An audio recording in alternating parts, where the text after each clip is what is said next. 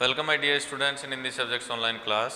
पिछली क्लास में हम हमारा जो चैप्टर नंबर 7 है उसके बारे में बात कर रहे थे, वीर बालक अभिमन्यु। उसमें हमने देखा कि किस तरह से कौरव और पांडवों के बीच लगातार युद्ध चल रहे थे साम्राज्य पर अधिकार को लेकर के। कौरव संख्या में ज़्यादा थे, पांडव कम थे। उसके बाद कौरवों की तरफ से जो युद्ध लड़ रहे थे द्रोणाचार्य, उन्होंने एक योजना बनाई कि क्यों ना हम अर्जुन को युद्ध के बहाने से युद्ध क्षेत्र जो हमारा है जहाँ पर युद्ध हो रहा था उससे दक्षिणी क्षेत्र में भेज दिया जाए।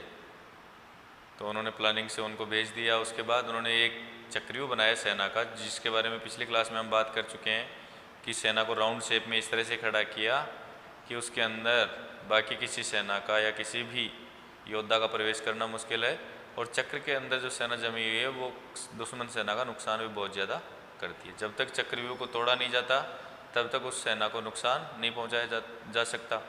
तो उससे क्या हो रहा था, उस चक्रव्यूह के कारण पांडवों को डर लगने लगा कि आज सारे पांडवों का जो है प्राण संकट में है और इनका इस युद्ध में विजय पाना असंभव सा है, यानी कि कौरव आज अपना युद्ध जीत जाएंगे।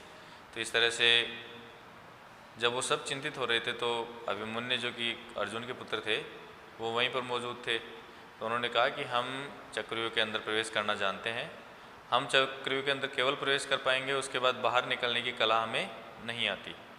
महाभारत की जो भी घटनाएं हैं जब आप उसको जानेंगे तो आपको उसमें देखने को मिलेगा।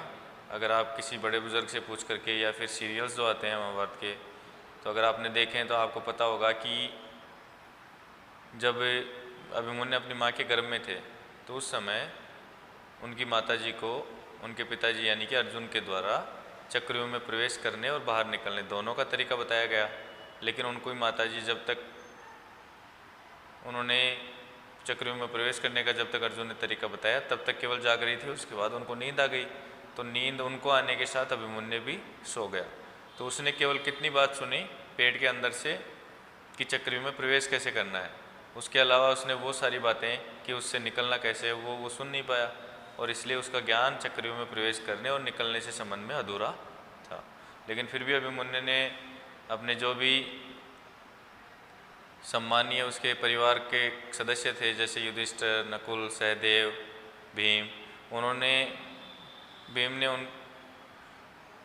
भीम और युधिष्ठिर ने मना भी किया एक बार अभिमन्यु को कि आपका प्राण जो है वो संकट में आ जाएंगे अगर आप ऐसा करेंगे। तो हम ये नहीं कर सकते कि एक अकेला छोटा बच्चा चक्रव्यूह में प्रवेश करे। तो उन्होंने ये डिसाइड किया कि भाई आप चलोगे, हम उसके पीछे पीछे चलेंगे। तो किस तरह से आगे क्या क्या घटनाएं हुई हम उसके बारे में आज इस चैप्टर में बात करने वाले हैं।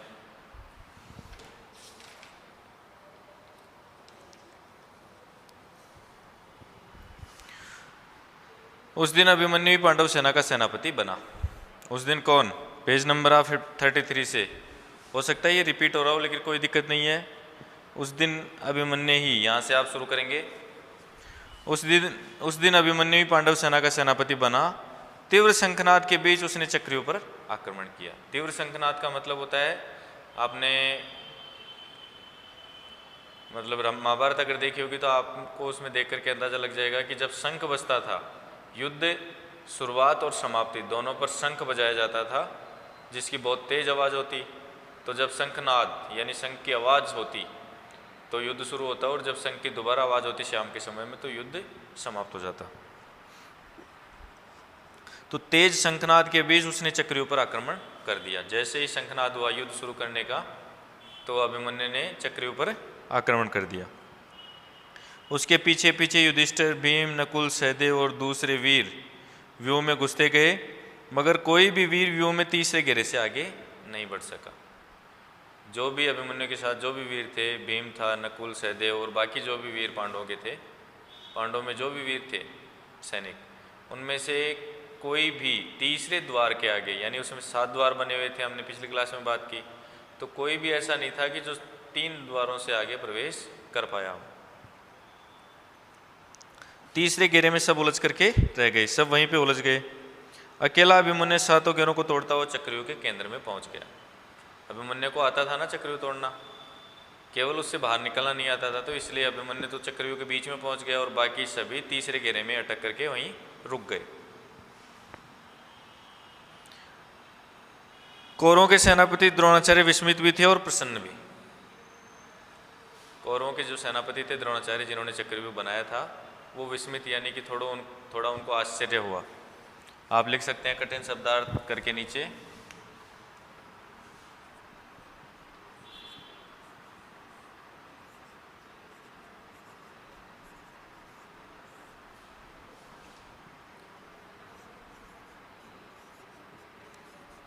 विस्मित का अर्थ होता है आश्चर्य होना, अचरज होना कि ऐसा कैसे हो गया। कोई ऐसी घटना जिसको देख करके हमें ऐसा लगे कि ऐसा तो हो ही नहीं सकता था, ये कैसे हो गया। तो एक तरह से द्रोणाचार्य को आश्चर्य हुआ और प्रसन्नता इस चीज़ की हुई कि पांडवों में अर्जुन के अलावा ऐसा वीर भी है जो मेरे बनाए हुए चक्रव्यूह में प्रवेश कर सकता है। सबके पितामह भीष्म भी विस्मय में थे। वो भी भीष्म पितामह जो थे वो भी चिंतित थे कि ऐसा कैसे हुआ। मगर दूसरे कौरव वीर भयभीत थे कि अगर यह बालक चक्रव्यूह तोड़ करके निकल गया तो उनकी वीरता पर हमेशा हमेशा के लिए कलंक लग जाएगा। बाकी जो कौरवों में जो भी वीर थे उन्होंने क्या सोचा, वीर कौन कौन से, जैसे दुशासन, दुर्योधन या फिर लक्ष्मण जो भी, तो उन सब ने क्या सोचा कि अगर यह बालक जिस तरह से प्रवेश इसने किया है, अगर उसी तरह से इसने निकास भी कर लिया यानी इस चक्रव्यूह से बाहर निकल गया, तो हमारी जो है पूरे जगत में हमारी बुराइयां होंगी और हम उपहास के पात्र बन जाएंगे, मजाक के पात्र की। इतने कौरव थे उसके बाद भी एक छोटा सा बच्चा उनके सामने चक्रव्यूह में प्रवेश भी कर गया और बाहर भी निकल गया। ऐसे योद्धाओं में कर्ण, जयद्रथ, दुशासन, अश्वत्थामा और दुर्योधन का पुत्र लक्ष्मण आदि थे। दुर्योधन के पुत्र का नाम था लक्ष्मण। उन्होंने प्रण किया कि चाहे जैसे भी हो वो अभिमन्यु को चक्रव्यूह से बाहर नहीं जाने देंगे। उन्होंने क्या डिसाइड किया कि चाहे कुछ भी करना पड़े हमें, लेकिन हमें इसको चक्रव्यूह से बाहर निकलने नहीं देना है। सब महारथियों ने उस वीर बालक को घेर लिया। उस जमाने में युद्ध का नियम होता था कि जिसके पास हथियार न हो और वह घायल हो तो उस पर वार नहीं किया जाता। उस समय में नियम क्या था युद्ध का? आजकल तो हर एक चीज़ बिना नियम के होती है, लेकिन उस समय नियम क्या बनाया हुआ था कि अगर वीर योद्धा के पास, जो भी योद्धा है, अगर वो निहत्था है और अकेला है तो उस पर वार करना सही नहीं माना जाता था। अकेले का मतलब जैसे एक आदमी से बहुत सारे आदमी नहीं लड़ सकते, अकेले से अकेला लड़ेगा, हथियार वाले से हथियार वाला लड़ेगा, और अगर कोई घायल है तो उस पर भी हमला नहीं किया जाता था। ये युद्ध के नियम होते थे। लेकिन उस समय चूंकि अभिमन्यु अकेला था, फिर भी कौरवों ने मिलकर के उस पर आक्रमण किया। एक वीर से एक ही शत्रु युद्ध करता था, मगर उस बालक पर 7 योद्धा टूट पड़े। 7 कौन? कर्ण था, उसके अलावा जयद्रथ, दुशासन, दुर्योधन, लक्ष्मण, भीष्म पितामह, द्रोणाचार्य, इन सब ने मिलकर के उस पर आक्रमण कर दिया। आखिरी दम तक यह वीर उनसे लड़ता हुआ अंत में वीर गति को प्राप्त हो गया। आप देख रहे हैं चित्र में, देखिए अंत में अभिमन्यु ने क्या किया था। जब सभी हथियार उसके पास से छूट गए तो उसने एक रथ का पहिया उखाड़ लिया था और पहिए से भी उसने बहुत सी सेना का नुकसान किया कौरवों की। लेकिन अंत में क्या हुआ, एक अकेला अभिमन्यु कितना उनसे लड़ता, तो अंत में मारा गया। यह घटना कौरवों के नाम पर भारी कलंक बनी और अभिमन्यु का नाम अमर हो गया। यह घटना कलंक क्यों बन गई कौरवों के लिए? यह कलंक इसलिए बन गई कि 7 वीर योद्धाओं ने मिलकर के एक छोटे से बालक को मार दिया, और वो भी तब जब वो घायल था, बिना किसी हथियार के था, जबकि युद्ध के नियमों के अनुसार उस पर कौरवों को हमला नहीं करना चाहिए था। लेकिन कौरवों को डर क्या लगा कि अगर यह बाहर निकल गया अभिमन्यु तो हम सब कौरवों की बेइज्जती हो जाएगी, हम उपहास के पात्र बन जाएंगे कि इतने योद्धाओं के होते हुए एक छोटा सा बालक चक्रव्यूह में प्रवेश भी करता है और सकुशल निकल करके बाहर भी चला जाता है। तो इस तरह से हमने ये चैप्टर हमारा कंप्लीट किया। हम एक बार इन शॉर्ट सारा रिवाइज कर देते हैं। लगभग 5000 साल पहले की घटना है, महाभारत कालीन। उसमें कौरव और पांडवों के बीच में साम्राज्य पर अधिकार को लेकर के आपस में रंजिश थी, आपस में मतभेद थे, तो उनके बीच इस चीज़ को लेकर के युद्ध शुरू हो गए।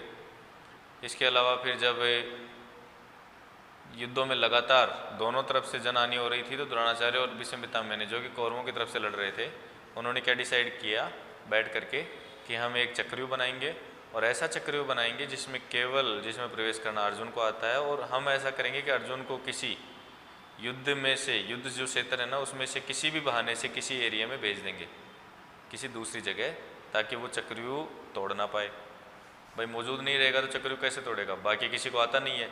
तो उन्होंने इस तरह से योजना बनाई। अगले दिन उन्होंने द्रोणाचार्य ने चक्रव्यूह भी बना लिया और अर्जुन को युद्ध क्षेत्र के दक्षिणी भाग में, दक्षिणी क्षेत्र में किसी बहाने से भेज दिया। उसके बाद चक्रव्यूह में प्रवेश की बात को लेकर के जब बात आई कि भाई चक्रव्यूह में घुसेगा कौन, तो पांडव इस चीज़ को लेकर के चिंता में आ गए कि अर्जुन तो है नहीं, उसके अलावा कोई ऐसा है नहीं अपने में से वीर जो कि चक्रव्यूह को भेदने की कला जानता हो। तभी अभिमन्यु ने कहा कि भाई हम जानते हैं, हम चक्रव्यूह में प्रवेश कर सकते हैं, लेकिन उससे बाहर निकलने की कला हमें अभी नहीं आती। तो युधिष्ठिर ने ये कहा कि भाई हम रिस्क नहीं ले सकते। युधिष्ठिर ने ये कहा कि भाई हम एक छोटे से बालक की जान को दाव पर नहीं लगा सकते। तो अभिमन्यु को उन्होंने मना किया, लेकिन अभिमन्यु ने उनको ये कह करके राजी कर लिया कि भाई मैं आपके परिवार का एक हिस्सा हूँ, तो अगर मेरे रहते हुए मेरे किसी परिवार के व्यक्ति पर कोई आँच आती है, कोई संकट आता है और उसमें मैं खड़ा नहीं रहता तो फिर मेरे लिए ये शर्म की बात होगी। तो इस तरह से करके अभिमन्यु ने उनको तैयार कर लिया। उसके बाद अभिमन्यु जब प्रवेश करता है तो सारे और जो बाकी सेनापति थे पांडवों के, वो तीसरे घेरे में ही अटक जाते हैं और अभिमन्यु ने पार करके 7वें घेरे को पार करके उसका जो सेंटर था चक्रव्यूह का उसमें घुस जाता है। लेकिन अब उसको निकलना नहीं आता था। तो बाकी जो भी कौरवों की तरफ से जो वीर योद्धा लड़ रहे थे, जैसे कर्ण थे, जयद्रथ थे, दुर्योधन, दुशासन, द्रोणाचार्य, भीष्म पितामह, सब ने उस अकेले बालक को घेर लिया और 6-6, 7-7 योद्धाओं ने मिल करके एक निहत्थे, यानी कि उसके पास कोई हथियार नहीं था और घायल भी था। तो चूँकि जो नियम होते हैं युद्ध के तत्कालीन समय के, उनके अनुसार किसी निहत्थे पर, किसी घायल पर या अकेले पर 7-7 योद्धाओं का आक्रमण करना युद्ध नियमों के अनुसार सही नहीं था। लेकिन उन्होंने, कौरवों ने युद्ध नियमों की कोई चिंता नहीं की और एक अकेले अभिमन्यु को, एक छोटे से बालक को मिलकर के मार दिया। तो इस तरह से हमें इस पाठ से हमें ये शिक्षा मिली है कि एक तो हमें अपनी जो भी मुसीबतें आती हैं उनका डट करके मुकाबला करना चाहिए। मुसीबतों से मतलब ऐसा नहीं है कि आपको मतलब आर्थिक रूप से मुसीबत आ रही है। मैं छोटे बच्चों को लेकर के बात कर रहा हूँ। जैसे छोटे बच्चों को अपनी जो दैनिक जीवन है उसमें छोटी छोटी प्रॉब्लम्स आती रहती हैं। कई बार उनके पास कोई कमियां भी होती हैं, जैसे मान लीजिए किसी के मम्मी पापा की ये हालत नहीं है कि उनको बहुत सारे खिलौने दिला पाएँ, तो हम उस चीज़ को लेकर के भी कई बार जिद करते हैं। जबकि हमें अपने माँ बाप के लिए परेशानी बढ़ाने का नहीं बल्कि परेशानियाँ कम करने का कार्य करना चाहिए। हमें ये सोचना चाहिए कि हमारे माता पिता अगर इस चीज़ में सक्षम नहीं है कि वो हमें बहुत सारी चीज़ें खरीद कर दें, तो जो उनके द्वारा हमें दी जाती है हम उसमें ही संतुष्ट रहें। उसके अलावा हमें एक शिक्षा ये भी मिलती है कि किसी भी समस्या का मुकाबला करते समय हमें सहयोग की भावना आपस में दिखानी चाहिए और किसी भी अकेले असहाय, निस्सहाय जो भी व्यक्ति आपको दिखाई दे रहा है जो मजबूर है, परेशान है, और आप बहुत सारे समूह में रह करके उसको परेशान नहीं करें, उसके बजाय उसकी सहायता करें। तो ये बहुत सी इस पाठ से संबंधित शिक्षाएं हमें देखने को मिल रही हैं। तो ये शिक्षाएं हमने आज वीर बालक अभिमन्यु पाठ से सीखी। अब अगली जो क्लास होगी हमारी, उसके अंदर हम इस चैप्टर से संबंधित जो भी क्वेश्चन आंसर है उनके बारे में बात करेंगे। आज की क्लास में इतना ही। धन्यवाद बच्चों।